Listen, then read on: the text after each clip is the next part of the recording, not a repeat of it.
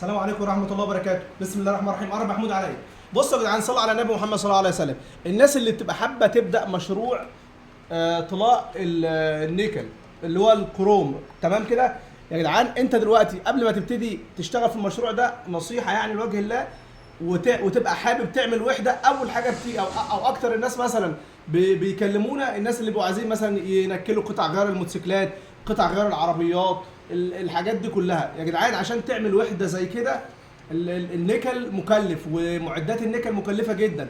فانا بنصح اي حد، انت قبل ما تفكر انك تشتري كيماويات وقبل ما تفكر انك تعمل وحده، انت لازم يبقى انت عامل دراسه مشروع للموضوع ده كله، وما تقتصرش على حته ان انا اصلا هنكل جنط، اصلا هنكل مش عارف شكمان. لا، ما هو كده مش هينفع. الوحده دي لما بتقعد، يعني كيماويات النيكل لما بتقعد مش حاجه حلوه، بتعمل حاجه اسمها ترسيب. الكيماويات بعد ما بتتدوب، يعني كيماويات النيكل دي بعد ما بتتدوب في الميه وانت مش شغال، الوحده بارده طول الوقت وبتقعد بالشهور بارده، بعد كده ما بتبقاش كويسه، تمام. وعشان خاطر تشتغل عليها تاني بتضطر انك مثلا ممكن تحط ملمعات، ممكن تحط منشط عشان ينشط الوحده.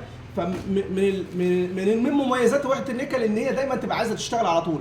فانت عشان تقبل على مشروع طلاء خلاطات او طلاء اكسسوارات او طلاء اي حاجه تخص العربيات او طلاء اي معدن عموما، انت لازم تبقى انت حاطط ايدك على، او حاطط رجلك على ارض صلبه، بحيث ان انت مشروع زي كده مكلف، مش يعني ايه، ما ينفعش تركنه او تشتغل يومين او ثلاثه، الا لو انت عندك مشروع خاص بتصنع شكمان موتوسيكل، بتصنع اكسدام موتوسيكل، بتصنع اقر بيبان، بتصنع ترابيزه، بتصنع اي حاجه، وهيبقى النيكل او الوحده دي خاصه بيك انت لوحدك.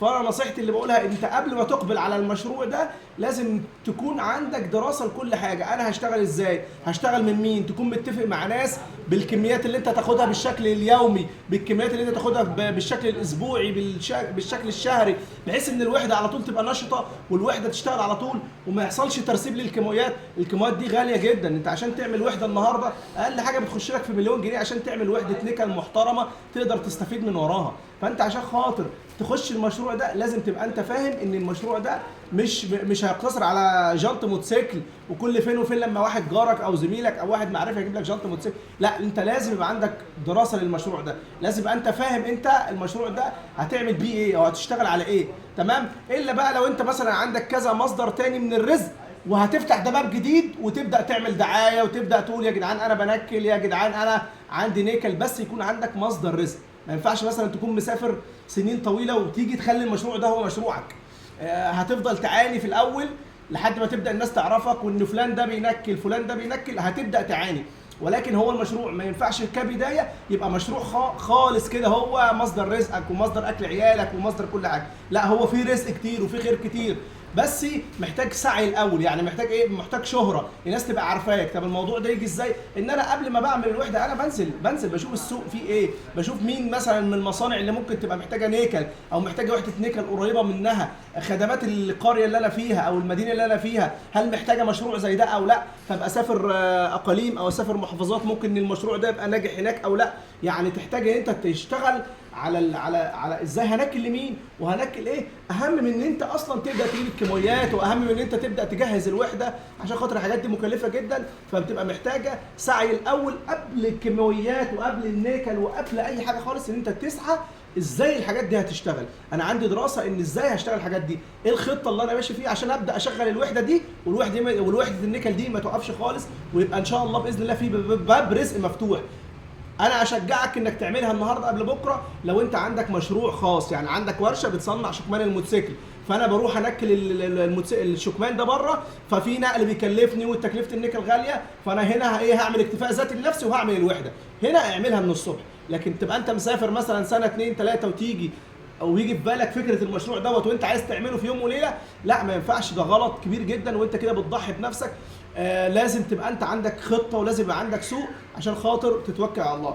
اما بالنسبه لطلاء النيكل، هو افضل نيكل في العالم كله طلاء الكروم عموما، يعني ده افضل نيكل وامن نيكل. بتسلم الزبون الحاجه، مفيش حاجه اسمها النيكل بيقشر، مفيش حاجه اسمها النيكل بيبوظ، عكس الرش خالص. ده الرش ليه شغله والطلاء بالكهرباء ليه شغله، ده حاجه وده حاجه. مفيش حد مثلا يتصل يقول لك ايه طب انهي افضل، النيكل الكهرباء ولا النيكل اللي هو الرش؟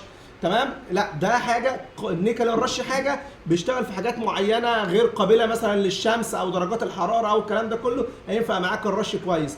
طب الهارد كروم، الهارد كروم ليه شغل تاني خالص، تمام، بيعتمد على الحاجات اللي هي بتحتك بالحراره والكلام ده كله. النيكل بتاعنا احنا بياخد معاه بقى يعني 90% من المنتجات، شكمانات موتوسيكلات، عربيات، صناعه بقى الخلاطات عموما، محابس، يعني بياخد مجالات كتير قوي قوي قوي. ولكن هو النيكل الكهرباء هو افضل نيكل في العالم كله عموما. بس نصيحتي انا بقى قبل ما تفكر تعمل المشروع ده لازم يبقى انت عندك دراسه كويسه جدا، عشان في ناس كتير والله بتخش المشروع تمام بيبقوا جايبين بقى الكيماويات كويسه والمعدات كويسه وكل حاجه تمام، وبعد كده يكتشف ان الوحده مش عاوزه تشتغل، ان الوحده ما فيش حد مثلا يعرفه، ما عندوش حاجه ينكل عليها، فبتضطر ان الوحده بتعمل ترسيب، الكيماويات بتنزل في الحوض من تحت، عشان يمشطها بيضطر يدفع فلوس عشان يجيب كيماويات تاني ويمشطها. طب بيجي يبيعها تخسر فيها خسائر فادحه، لان انت بعد كده بتبيعها ميه، بيضطر اللي جاي يشتريها منك ده يعني خلاص الدنيا بتبوظ بقى معاك، بقى هتنقل بقى الميه دي في براميل. لا، فانت قبل اي حاجه، ومش المشروع ده بس هو المشروع ده عموما يعني عشان خاطر في عواقب، ان الوحده دي عايزه تشتغل على طول، تشتغل باستمرار. لا، الوحده ديت ممكن تشتغل 24 ساعه ما عندهاش اي مشكله خالص، بل بالعكس ده يبقى كده افضل ليها. كل ما انت بتشغلها اكتر وكل ما الكيماويات سخنه انت بتحط كيماويات وبتزود اللي ناقص منها، تمام، وبتشوف الدنيا ماشيه عندك ازاي، عكس ما تشتغل كل شهر كل 15 يوم، لا كده غلط، وانت بتضيع نفسك. استغفر ربنا كتير وصلى على النبي محمد.